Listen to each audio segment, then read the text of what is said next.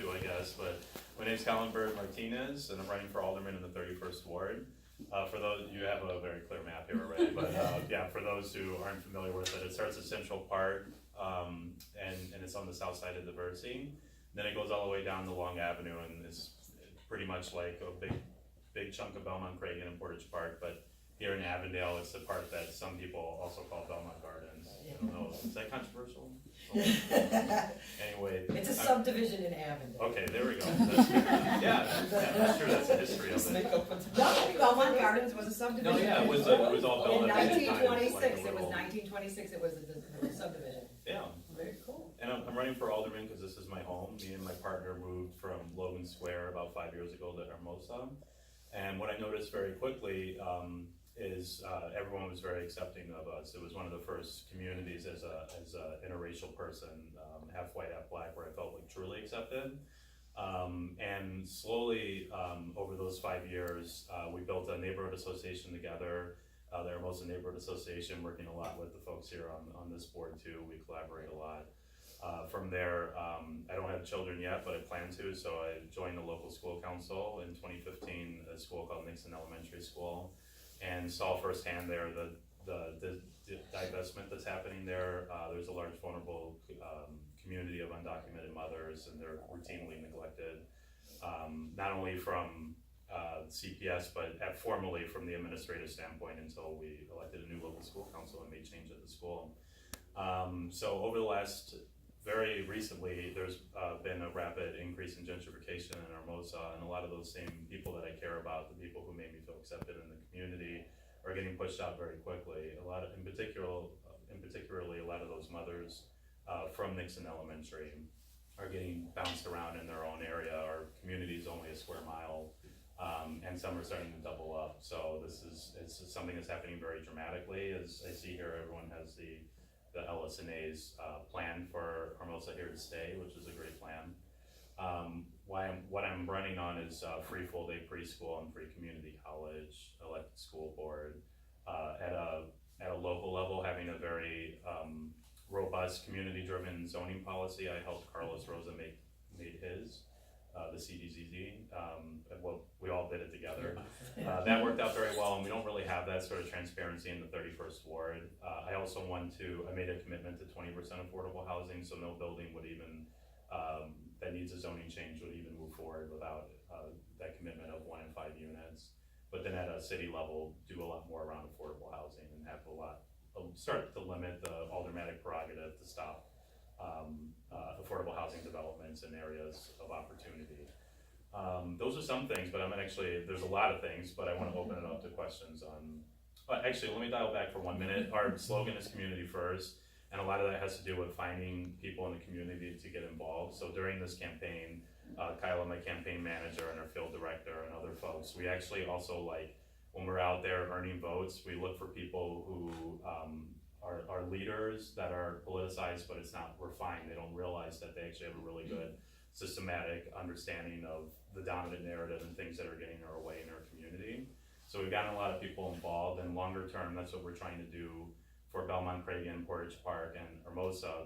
They lack a lot of formal organization. Like Hermosa's gotten much better, but we're trying to find leaders to build up different organizations like ANA and other parts of the ward, and also offer financial incentives and help things stay together. Like if the Park Advisory Council is going again, making sure we have full seated LSCs.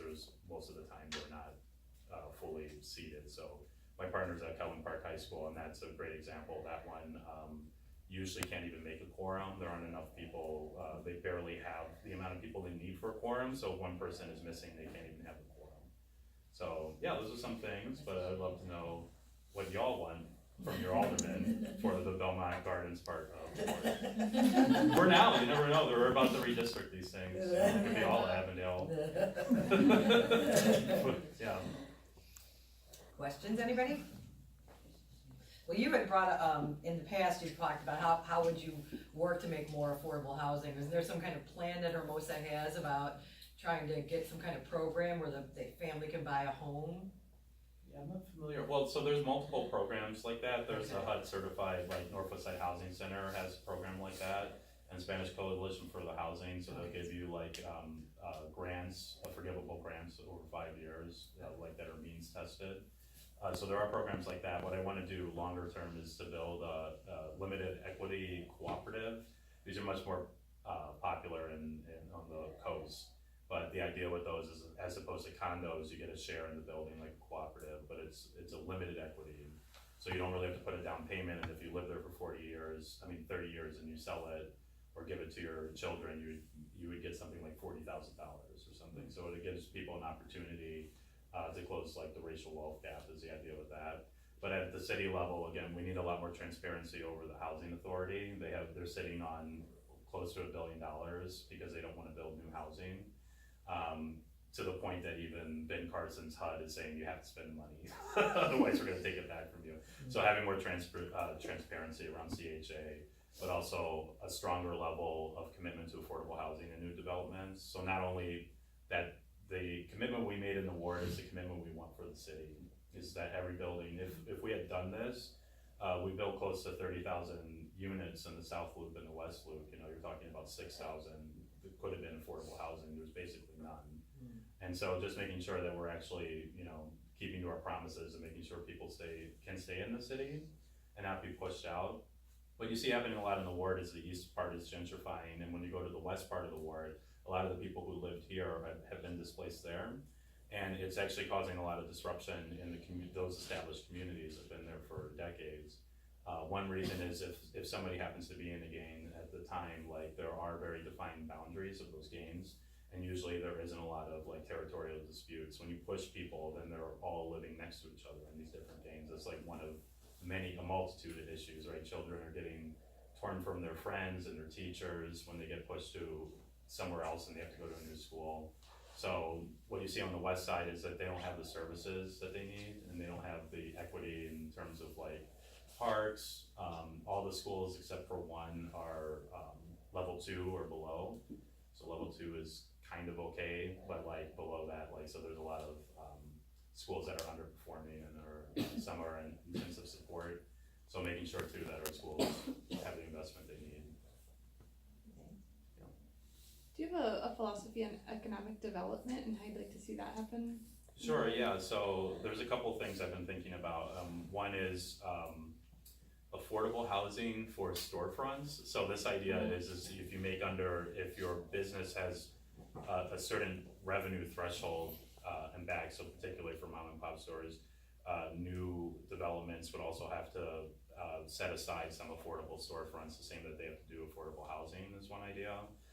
We do have big TIFs that are unused. Like at a bigger picture, I'm against TIFs and want all that money surplus, but the way I would think that is if the development wouldn't happen otherwise, then you can use TIF money, and I think in certain parts of our community that's still applicable, and it would be in a lot of different parts of the city as well. But using some of that money where it makes sense to spur economic development. On the Belmont and Central Business District is seeing some vacancies now, when it used to all be occupied, and they're experiencing a big problem with people experiencing homelessness, which they used to not have. So over there, they do have an SSA, but it's sort of, some people say like it could be functioning better. So that's an example too, where an alderman could get involved in it, and with the what is the name of these again? The Chamber of Commerce there. So those are some ideas. Is there other things you'd like to see? Oh no, it's just something on my mind as neighborhoods are changing. People want to see economic development, but also like how does it happen in a way that's fair? We struggle with mindful development. Yeah. So the idea of understanding that some level of development will happen. It's waving in our direction. Yeah. But taking into account things like making sure affordable housing is available and how to start to push development in a way that's beneficial for the community and not just for the bottom line of the developer themselves. Yeah, there's an organization called Q. I can't remember right now what it stands for. Chicago United for Equity. There we go. They have a plan for making those the assessments, and I know they have one for the Circle, or they do. Okay, because I knew they were proposing it. It's But- near publication Okay. as an author. Okay. Oh, okay. We've been Oh, excited. well, We'd like to I'm not talk. gonna. I should let you speak to it. But like that concept that you came up with is this should be something that we do. So when you have a zoning meeting, hopefully the city would do it, but maybe that can be implemented with help of organizations at a ward level as a model first, is to come up with what is the impact if we bring in this brewery, what happens to the rent around, you know, who is it for, like, what are those statistics around that? I think something like that would be, and bringing that transparency to these meetings when community is making a decision is really important. But yeah, with the community-driven zoning, like I wanna have A&A and LSNA and H&A and have all the organizations and have the organizations able to express in the full meeting, so like what their stance was. So kind of like how the Supreme Court works, you know, where it's like the people who agree, the people who dissent, and have those things like clearly expressed. So then, because you guys have a really good detailed zoning committee, right? And so does LSNA and H&A. So they can give sort of a direction before the meeting starts. And then in the meeting, people would vote too, and then we would do field work to make sure people who can't make these meetings, you know, we also hear their voice. And then the idea is to publish all that, and if I happen to go against everyone after all that, then they better have a really good reason. And so that's kind of the idea around that. And I know there hasn't really been, well, there obviously was a massive development in the ward. Were you guys really, did y'all ever involve y'all in it? The fields? The fields. Because that's technically, I know it says the fields in Logan Square, but It was back when it was fields in Avondale. Suarez, so it was Yeah. a long time, because it was vacant, and they didn't, originally they wanted to knock it down and put a Kmart, which we were opposed, and then they wanted to put 400 townhomes in there, and we Wow. opposed that, Yeah. because they wanted to keep the industrial corridor and living wage jobs, so. Yeah.